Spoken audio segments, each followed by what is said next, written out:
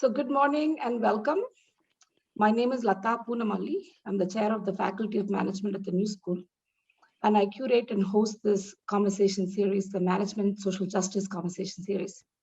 As some of you repeat attendees know, the goal of this event is to create a community of learning and practice to reimagine organizations and management as vehicles of social justice, equity, and inclusion. And this approach fuels the management education at the New School.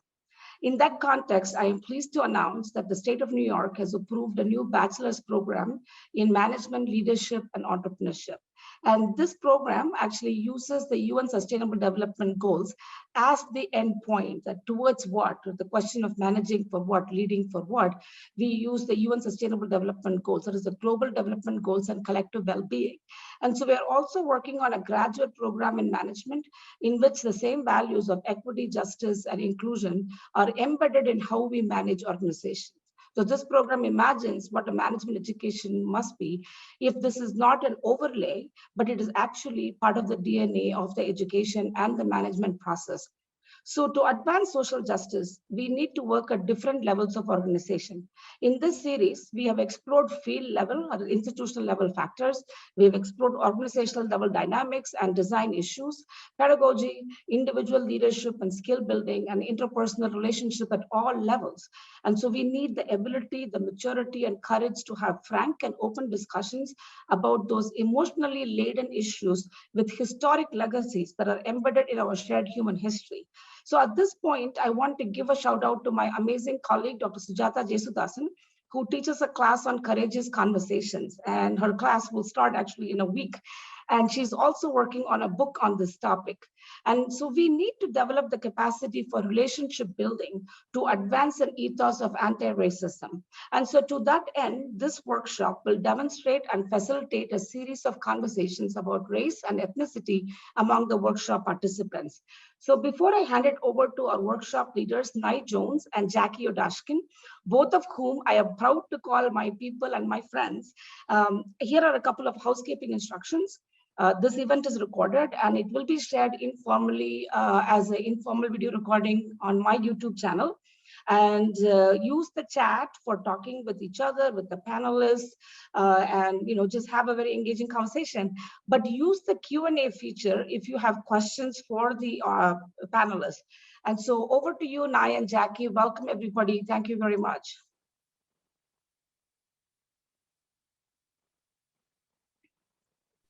Hi, everyone. Sorry, I'm having some technical issues to get us started, but let me just introduce myself as I get our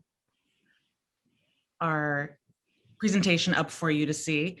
My name is Jackie Udashkin. Thank you, Latha, for introducing us. I am an organizational consultant who just graduated with a master's in organizational change management from the New School. And you're seeing all of my notes. So here, I hope you're enjoying them.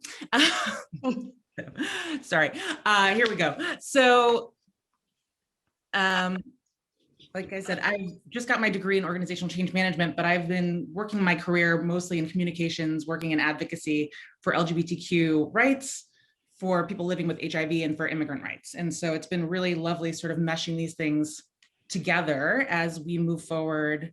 And as I do organizational consulting, coming in, doing sort of a mix of communications and organization development. And so it's really great to be talking to you all today. We're going to be looking at the ways that we can explore bias together through, as Latha mentioned, courageous conversations. So thank you for being courageous and joining us today. And if you can, take a screenshot so that you have our emails, and we welcome any feedback that you can offer us after we've had a chance to chat. So with that, Nye. Thank you, Jackie. So hi, everyone. My name is Nye Jones, and I'm super excited about being here with you today. I'd like to thank the New School and Dr. Latha for having me, as well as Jackie and her team. I work for WSP in the space of equity and social justice for Climate Resilience and Sustainability team as a national business line. WSP is the world's leading professional services firm who provides engineering and design and advisory services internationally. I am an IT business professional, as well as a certified diversity professional under the National Diversity Council.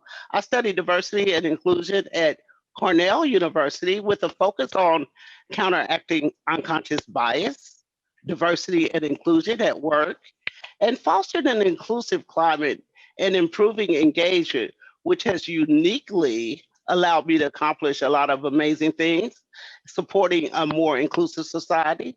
So, looking forward to having some great dialogue with you today. So, thank you for having me. So, I just want to tell you a little secret here. Today is really about having fun. So, as we expand our levels of comfort with courageous conversations about race and racism, I understand that courageous conversations seek to debunk any gap between racial unconsciousness and racial consciousness.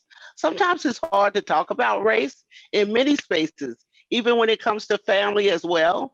So, as we move today, at the speed of trust, we have an excellent opportunity to embrace our differences, not just on the surface level, but intersectional. And we have an opportunity to seek each other at our margins as we become humble learners who really practice deep listening. So we want to maximize this space and time for fun, open learning that focuses on individuals and groups. So thank you, Jackie. Thanks, Nye. And so as we get started today, we want to just set some ground rules, which will help sort of shape and guide us as we move forward with these conversations. And like Nye said, we're going to be moving at the speed of trust. So we can't have these kinds of conversations if we're not feeling safe in the space that we're in. So let's try to be mindful of our colleagues as we speak later in breakout rooms. Pay attention to both what others are saying and also sort of listen to yourself and your own gut and how you're feeling. We want to make sure that we're celebrating our differences and that we're actually, like Nye said, doing some really deep listening so that we can truly learn from one another about each other and learn also about ourselves as well as we have these conversations. And so the first step to doing that is assuming positive intent. So let's trust each other, or try to trust each other enough to say that, you know, anything that anybody says to you, they're trying to say the right thing rather than assuming that they might not be. This is an opportunity also to sort of center yourself and your lived experience and learn from that and share so that others can learn from that as well.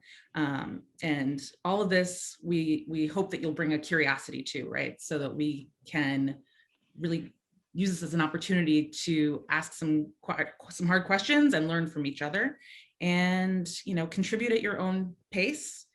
You know, you need to honor yourself and where you're at, and we also want to meet others where they are as well.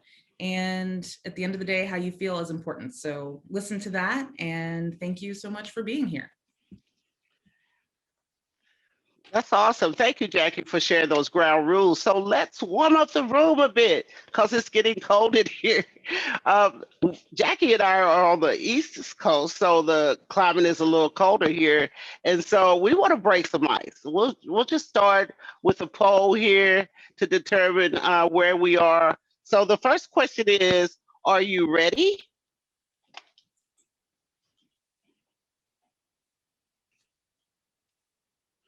Oh, we have some, I stay ready.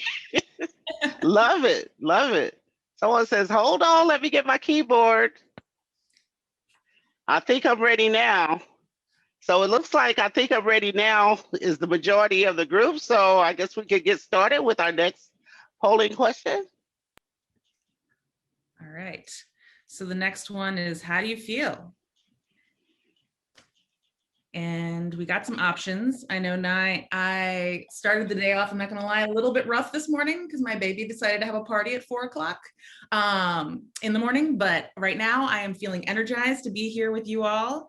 And I'm excited for this break in the day to have this chat with you all. So how are you all feeling? See some folks are energized like me.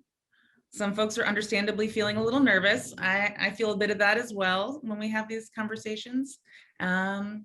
That's a good guide for us to know. And looks like some folks are enjoying this break in the day. Oh, and we have somebody feeling competitive. All right. All right. So one thing we want to remind you folks of is that this is a group learning experience. And so let's just know that your responses are all going to be anonymized. So you don't have to worry about anyone knowing who the competitive one is in the group. And yeah, it's looking like folks are mostly feeling energized. So that's great.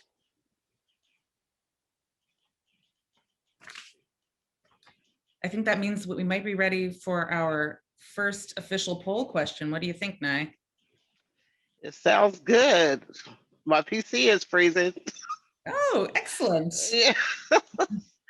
So, well, would you like me to share what the first poll question's about?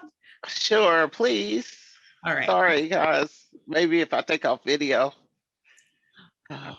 Let me know when you're ready, Nye. But in the meantime, folks, our first question is, what is racism? So it looks like you're all getting started on your answers, which is great. And it looks like everybody is on the same page. So we know that racism, in fact, is not a preference for people who run marathons, right? All right, it looks like everyone's in. Yeah, so racism is, at the end of the day, treating folks unfairly, right, because of the color of their skin.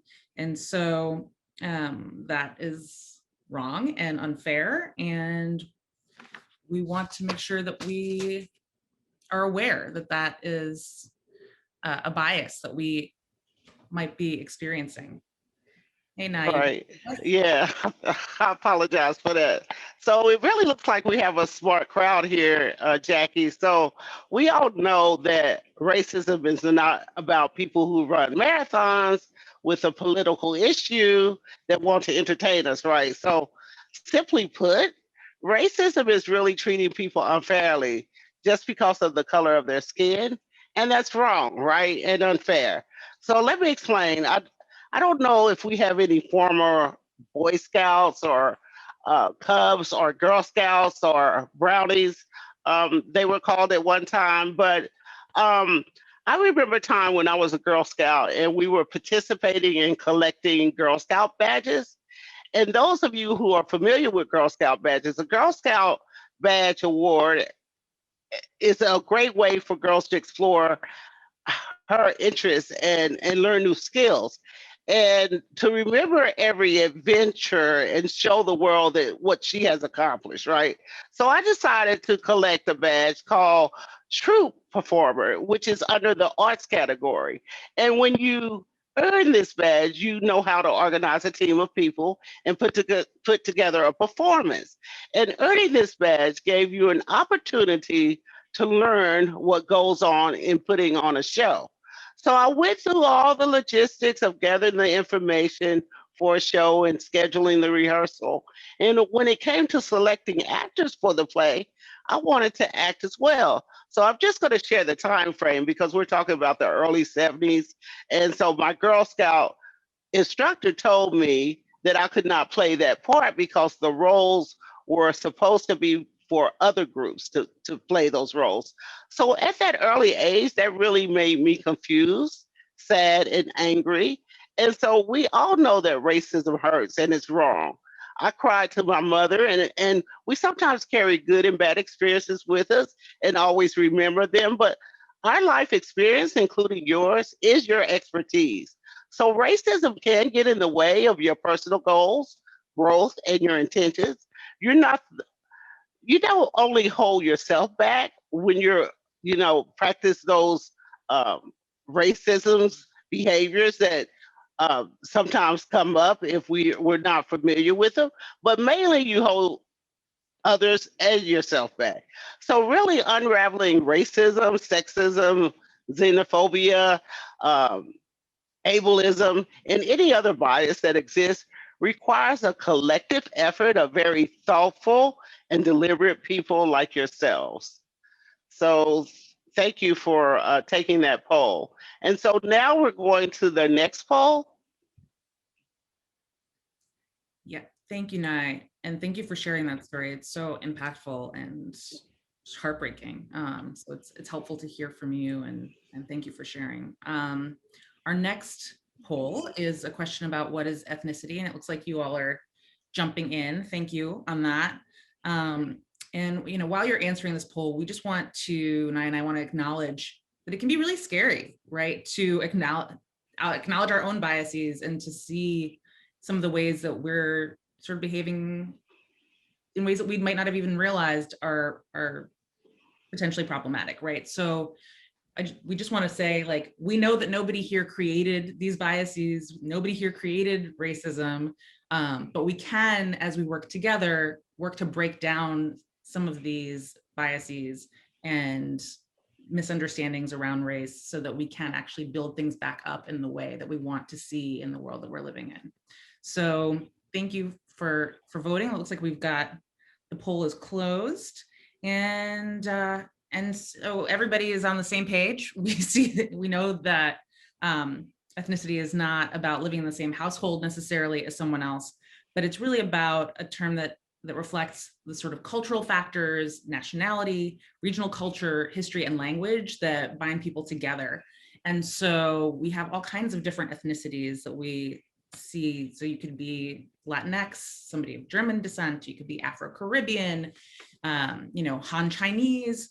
And so there are so many different ways that ethnicity groups come together, and sometimes they do align with race, but and have interwoven roots, but they're really not the same thing, right? So we want to acknowledge that those are two different concepts.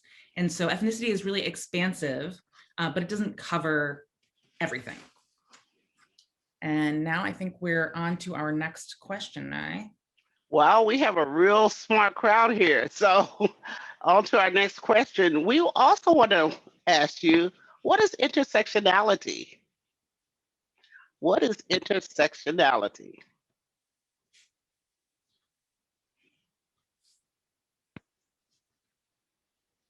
Wow. So as these answers come in, I like to share, excuse me, I like to share that there are two main sets of characteristics that you may see schools as well as organizations use when they define diversity.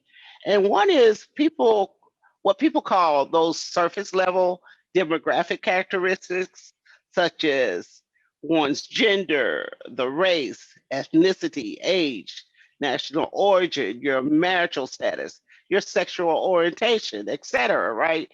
And then there's those other layers and what people call deeper level characteristics, such as people's personality, their values, and the things that they're passionate about, right?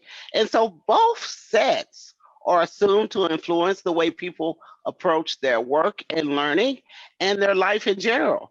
So, for instance, you could be from one of the surface levels, such as I'm an African American, or I'll call myself Black, but I'm an African American and I'm Muslim. Or part of it could be you're part of the LGBTQ+2 community.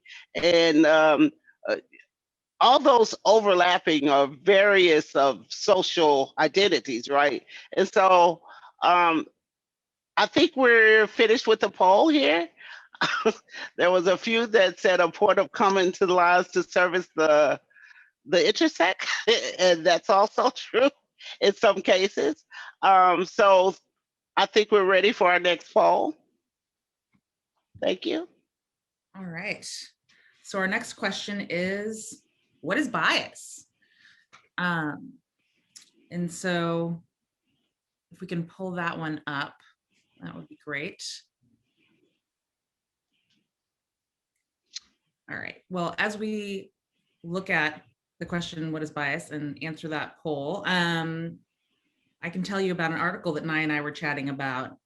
And the article says that men with beards are seen as more trustworthy, and that if you have two people advertising the same product and one of them is wearing a beard, they're going to make customers feel a different way. And if you're a salesperson with a beard, you're going to sell more stuff, which I thought was really remarkable. I always have personally preferred a beard, but I didn't know that it was a thing, right? So apparently it is a thing. And so you might wonder, why is that? And it's because our brains have subtle sort of cues and interests and preferences, right?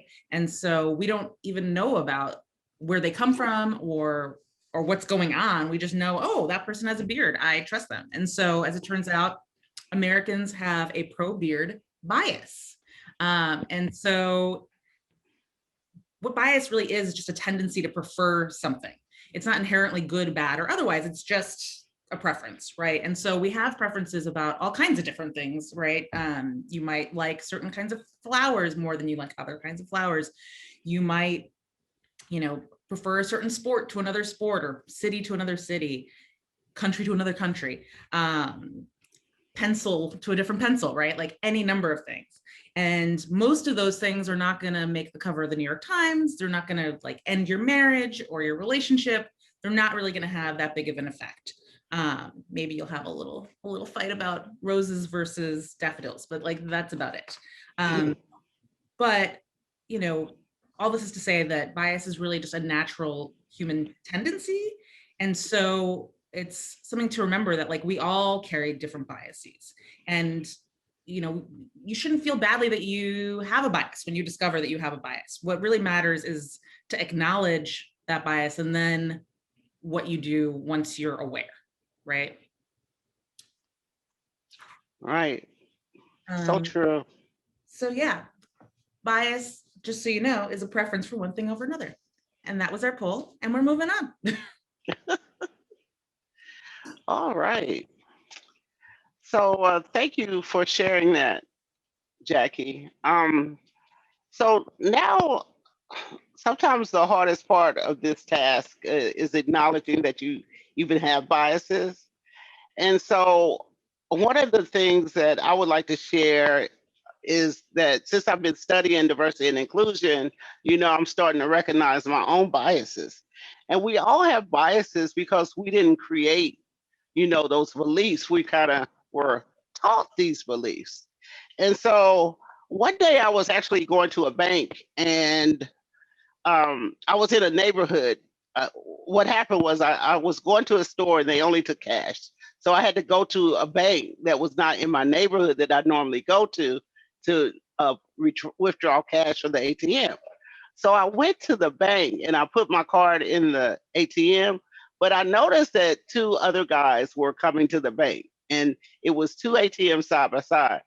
And my bias said, you know what, don't get your money, just get your card back and just kind of walk away and wait till the other people are finished with their whatever they were doing at the bank. So then after they left, I went back to the ATM and got my cash and walked to the store. And there I was in the store with the two fellows that were doing the same thing that I was doing. And I recognized, why am I having this bias? What did I learn in my early childhood to make me feel this way? So biases are really, a lot of these things are taught through early childhood and images and early socialization from teachers and your parents. And a lot of these biases can be unlearned. But before we move on about the biases, I want to give Jackie an opportunity to share her lived bias experience, and then we'll move on. Thanks. And thank you for sharing that story. It really is powerful. And like you said, a lot of these things get ingrained at a young age, right? Like as we're growing up.